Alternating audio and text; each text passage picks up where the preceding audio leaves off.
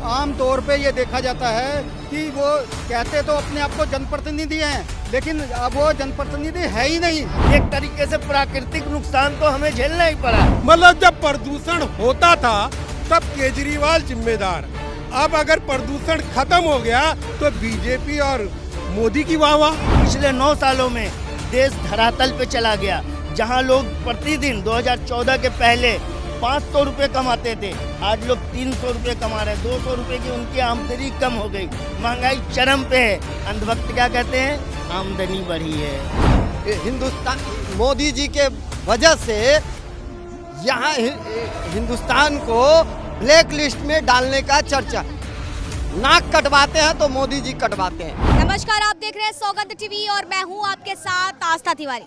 दरअसल अगर देखा जाए तो लगातार मुद्दा बना हुआ है संसद भवन। जो नया संसद भवन 28 तारीख को इसका उद्घाटन होना है और उसके बाद अगर देखा जाए 2000 रुपये जो नोट बंद किए गए हैं, तमाम तरीके से केंद्र सरकार को घेरने के लिए योजना बनाई जा रही है। तो दूसरी तरफ 2023 दिसंबर तक का जो है राम मंदिर भी जो है उसका गर्भगृह बन करके तैयार हो जाएगा। तो ये 3 तमाम मुद्दे हैं जिसको लेकर के 2024 में क्या कोई निर्णय निकलने वाला है, आने वाला है। क्या नाम है आपका और आप क्या बताना चाह रहे थे? मेरा नाम अशोक कुमार सैनी है। मैंने पॉलिटिकल साइंस ऑनर्स किया हुआ है और पॉलिटिक्स के बारे में अपनी वो राय रखता हूँ, पॉलिटिकल कंसल्टेंट के तौर पे काम करता हूँ। तो मैं ये बताना चाहता हूँ कि पॉलिटिक्स के बारे में कि अभी हमारे देश की पोजीशन क्या है। आज 75 साल की आज़ादी के बाद भी हमारे पास जो जितनी भी जनता 1 अरब 40 करोड़ के करीब लोग हैं, लेकिन उसमें 98% लोगों को तो यही नहीं पता कि नेता कहते किसे हैं। अब 2024 में इलेक्शन आने वाले हैं तो लोग कैसे चुनेंगे? आम तौर पे ये देखा जाता है कि वो कहते तो अपने आप को जनप्रतिनिधि हैं, लेकिन अब वो जनप्रतिनिधि है ही नहीं। मैं यहाँ पे वोट क्लब पे खड़ा हूँ और वोट क्लब पे कम से कम नहीं तो 8-10 जगह पंडाल लगे हुए हैं। तो मैं पूछना चाहता हूँ देश के नेताओं से जो पार्लियामेंट विधानसभा में बैठे हुए हैं कि आप ऐसे कैसे जनप्रतिनिधि हैं कि जो आपके पार्लियामेंट विधानसभाओं के पास ही लोग धरने पे बैठे हैं और आपको ना तो खुद को फुर्सत है, ना आपके मंत्रियों को फुर्सत है, ना आपके संतरियों को फुर्सत है। तो कहाँ के जनप्रतिनिधि है? क्या 2024 में इलेक्शन होंगे उसमें भी ऐसे ही जनप्रतिनिधि जाएंगे? पहले मैं चुनाव आयोग पे ही बोलता हूँ कि चुनाव आयोग की जिम्मेदारी, चुनाव आयोग ने 75 साल में अरबों खरबों रुपए खर्च कर दिए, लेकिन जनता को ये शिक्षा नहीं दी कि वो नेता होता क्या है। अब मैं आपको बता रहा हूँ कि नेता के अंदर क्या क्वालिटी होती है। जिन लोगों को ना तो समस्याओं की जानकारी है, ना उनका समस्याओं का समाधान मालूम है, ना समाधान करने की इच्छा शक्ति है, ऐसे लोग पार्लियामेंट विधानसभा में क्यों जाएं? हम जनता को एक थर्मामीटर दे रहे हैं। जनता अपने आप, ये तो जनता तय करती है ना कि उस सीट पे कौन बैठेगा। तो जनता को मालूम नहीं ना। मैं बोल रहा हूँ ना 98% लोगों को यही मालूम नहीं है कि नेता कहते किसे हैं, तो चुनेंगे किसे। और खुद का तो वो करते ही हैं, वो दूसरों के लिए भी खड्डे खोदते हैं। क्योंकि एक गलत नेता अगर पार्लियामेंट विधानसभा में जाता है तो उससे देश का डेवलपमेंट नहीं होता, देश का डेवलपमेंट रुकता है। तो लिहाजा करके लगातार बातें हो रही हैं। 19 दलों ने जो है इसका बाइकआउट कर दिया, विपक्षी दलों ने। क्या लगता है कि आगे 2024 में घातक साबित होगा? ये मुद्दा ये है नहीं इतना जितना होना चाहिए। नया संसद भवन बनना चाहिए, पर लेकिन लोगों में ये मैसेज जाना चाहिए, नेताओं में ये मैसेज जाना चाहिए कि जो गड़बड़ वाले नेता हैं, जो जनता के वास्तविक नेता नहीं हैं, वो नई पार्लियामेंट में जाए ही नहीं। चाहे वो बीजेपी के हों, चाहे कांग्रेस के हों या किसी भी पार्टियों को, हम कहते हैं वो नए पार्लियामेंट से दूर रहें। क्योंकि ये जो पार्लियामेंट बनी है ये जनता के पैसे से बनी है और उसमें लोगों के सच्चे प्रतिनिधि जाएं। जो गड़बड़ हैं वो पार्लियामेंट नई से पार से दूर रहें, किसी भी पार्टी के हों। क्या बता रहे हैं? ये पूछ रहा हूँ भाई साहब से। ये बोल रहे हैं कि विपक्ष वाले जो 19 पार्टी जो भी ये बहिष्कार किया है तो कुछ समझ के किया ना। इनको तो आगे कुछ सोचा ही नहीं, बोल दिया ये बनना चाहिए। अरे कहाँ क्यों बनना चाहिए? पार्लियामेंट नहीं हो कि पहले पार्लियामेंट जुग्गी था क्या? पार्लियामेंट पहले जुग्गी था क्या? ऐसे पार्लियामेंट युग, हाँ मैं बता रहा हूँ ना, ये जो हमारी पार्लियामेंट है ये ब्रिटेन वालों ने बनाई थी और उनके खंभों पे अभी भी ब्रिटेन ने जहाँ जहाँ शासन किया है उनके झंडे लगे हुए हैं। हमारे 75 साल में पत्थरों पे खुदे हुए हैं। अरे तो उससे जबकि क्या होगा? महात्मा गरीबों का भला क्या है? सुनो ना, गरीबों का भला, गरीबों की बात करो, किसके पैसे से बनाया, किसके पैसे से बनाया ये पार्लियामेंट नया जो नया जनता के पैसे से बना है। हाँ? जनता के पैसे से बना है। ये जरूरी था, ये जरूरी था कि आम जनता जरूरी है। पहले से मौजूदा पार्लियामेंट जो था उसमें पिछले 70-75 सालों से उसमें तो कार्य चल ही रहा था। ये जरूरी नहीं था नए संसद भवन का निर्माण, वो भी ऐसे समय में जबकि देश की आर्थिक स्थिति बहुत ज़्यादा खराब थी, कोरोना का पैंडेमिक भी था और लोगों ने इसका विरोध भी किया था, विपक्षी दलों ने भी विरोध किया था कि प्रधानमंत्री जी इतना ज़्यादा रुपया इसमें मत लगाइए, व्यर्थ मत कीजिए, अभी जो है हालात देश के अच्छे नहीं हैं, समझ रहे। फिर भी जो है प्रधानमंत्री जी ने अपनी जिद, अपनी महानता दिखाने के लिए नए पार्लियामेंट का निर्माण किया। इस निर्माण कार्य में हजारों पेड़ काटे गए, उस क्षेत्र की सारी हरियाली खत्म हो गई। आज जो नया सेंट्रल विस्टा बना हुआ है, उस सेंट्रल विस्टा के बनाने की जरूरत क्या थी? राष्ट्रपति भवन से लेकर के इंडिया गेट तक न्यू निर्माण किए गए, उसमें पत्थरों का कंक्रीट का इतना ज़्यादा उपयोग किया गया कि हमारी जो खाली ज़मीन थी, कच्ची ज़मीन थी, वो बिल्कुल ख़त्म हो गई, जिससे भूजल संग्रह होता था। एक तरीके से प्राकृतिक नुकसान तो हमें झेलना ही पड़ा। लगातार आज जिस तरीके से बीजेपी ने अपने 9 साल बेमिसाल को लेकर के प्रेस कॉन्फ्रेंस करी, उसमें सबसे बड़ा उन्होंने बताया है कि दिल्ली में प्रदूषण को उन्होंने खत्म किया, पर्यावरण सुरक्षित साफ सुथरा हुआ है। एक मिनट, आप बहुत अच्छा आपने कहा कि बीजेपी ने 9 साल की अपनी उपलब्धि बताई कि उसने प्रदूषण खत्म कर दिया। आप ही मीडिया रात दिन जब दिल्ली में प्रदूषण होता था, यमुना में जाग होता था, तो बीजेपी के नेता, आरएसएस के नेता टीवी चैनलों पे आलाप करते थे, केजरीवाल इस्तीफा दो, इस्तीफा दो। मतलब जब प्रदूषण होता था तब केजरीवाल जिम्मेदार। अब अगर प्रदूषण खत्म हो गया तो बीजेपी और मोदी की वाह। लगातार की जितनी योजनाओं के लिए 20-30% केजरीवाल से मांगा गया, वो दिया नहीं गया, इसलिए बीजेपी ने अपने पास लगा के दिया। आज़ादी से पहले और आज़ादी के बाद बीजेपी और आरएसएस और नरेंद्र मोदी की कौन सी बात सच साबित हुई है? अगर आरएसएस, बीजेपी, नरेंद्र मोदी कोई बात कर रहे हैं तो वो झूठी होगी।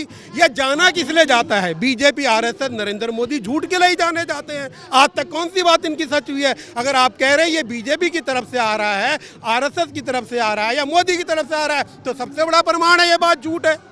आज तक तो कोई बात इनकी सच साबित नहीं हुई है। 2000 के नोट बंद किए गए, उसको लेकर के क्या कुछ कहेंगे? क्या कहेंगे? जब 2000 के नोट की आप बात कर रहे हो, वो अभी भी वो 8 नवंबर को देश की जनता भूली नहीं। मैं उस दिन मेडिकल पे था, मैं मेडिकल पे भी मैंने अपनी बात रखी थी। लोग कैसे त्राही मार हो रखे थे, कैसे मीडिया लोगों को बेवकूफ़ बना रहा था कि थोड़ी तो परेशानी होगी, आतंकवाद बंद हो जाएगा, ये बंद हो जाएगा। क्या हुआ? जब नोटबंदी करी थी, जब 2000 के नोट लाए थे, तो तब नरेंद्र मोदी बड़ा आगे थे, और जब बंद हुए तो चुपके रातों रात जापान खिसक गए। क्यों? क्योंकि वो खुद मानते हैं कि ये नोटबंदी गलत थी, नहीं तो इसका श्रेय लेते। जब 8 नवंबर का क्यों नहीं धूमधाम से बीजेपी इसका सेलिब्रेशन मनाती? वो खुद मानते हैं, नरेंद्र मोदी खुद मानते हैं कि इस मुद्दे पे वो फेल हुए हैं। राम मंदिर का भी निर्माण लगातार चल रहा है और ये कहा गया है 2025 तक का पूरी तरीके से बनके तैयार हो जाएगा और 2023 के आखिरी में गर्भगृह बन करके तैयार हो जाए। क्या लगता है 2024 में ये उनको मुद्दा जिता सकता है? कौन सा मुद्दा? राम मंदिर तो खत्म हो गया। अब उनके पास, अब देश के लोगों के पास ये मुद्दे खत्म हो गए। अब देश को क्या चाहिए? रोटी चाहिए, रोजगार चाहिए, स्वास्थ्य चाहिए, शिक्षा चाहिए, उनकी आर्थिक स्थिति बेहतर होना चाहिए। पिछले 9 सालों में देश धरातल पे चला गया। जहां लोग प्रतिदिन 2014 के पहले 500 रुपये कमाते थे, आज लोग 300 रुपये कमा रहे हैं। 200 रुपये की उनकी आमदनी कम हो गई, महंगाई चरम पे है। अंधभक्त क्या कहते हैं? आमदनी बढ़ी है। 28 तारीख को होने वाले संसद उद्घाटन में ये कहा गया है कि 60,000 श्रम जिन्होंने इसमें काम किया, जिनको उनकी तरफ से रोजगार दिया गया, उनका सम्मान किया। उन्हीं श्रमिकों के बारे में बता रहा हूँ। संसद भवन का निर्माण कार्य में लगे हुए मजदूरों के टेंट लगे हुए हैं जनपद पे, वहाँ उनका रहने का पूरा निवास स्थान है। आप जाकर उन मजदूरों से पूछिए उनको मजदूरी प्रतिदिन कितनी मिलती है। 300 रुपये, 400 रुपये, उसमें भी ठेकेदारों का बंदर बाट, मजदूरों को पूरी मजदूरी नहीं मिल रही है। जो लोग कहते हैं ना, अंधभक्त बताते हैं मोदी पापा आई लव यू कहते हुए, समझ गए, आमदनी दोगुनी हो गई है।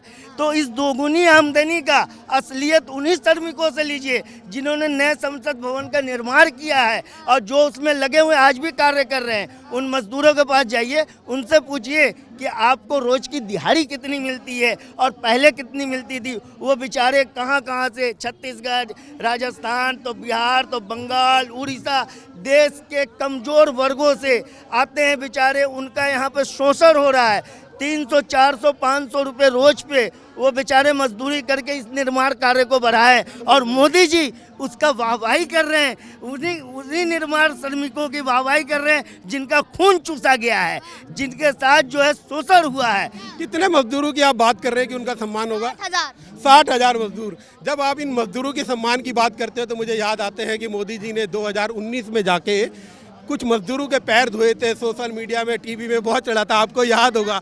हाँ, क्या आप उन मजदूरों को जानते हैं आज वो किस हालात में हैं, उनके परिवार किस कंडीशन में है? और जब मजदूरों की बात आती है तो मुझे याद आता है रेलवे ट्रैक में नोटबंदी में कैसे लोग जो अपने घरों को जा रहे थे, जो खींची हुई थी रेलवे ट्रैक पे, जो नदियों किनारे, क्या वो मजदूर नहीं थे? उन मजदूरों के सम्मान की बात, उन मजदूरों की बात कौन करेगा? तो ये आडंबर हैं, इन आडंबर में अब जनता नहीं फंसने वाली। और कहते हैं कि किसी भी नई चीज़ का जो उद्घाटन होता है नारी शक्ति से होता है। हम कोई कन्या पूजन करते हैं नवरात्रों में, तो हमारी राष्ट्रपति को क्यों नहीं बुलाया जा रहा? इसीलिए इन किसान आंदोलनकारियों ने और ये मेरी पहलवान बहनों ने आह्वान किया है कि उस नए संसद भवन का उद्घाटन करने वो जाएंगे और वहाँ पे महिला पंचायत होगी। और ये इस जज्बे को मैं सलाम करता हूँ और मैं देश के सारी महिलाओं से आह्वान करता हूँ कि आइए और उस दिन उनका महिला पहलवानों का साथ दीजिए और आप उसमें शामिल होइए। लगता है तमाम मुद्दे 2024 में किस ओर ले जाएंगे?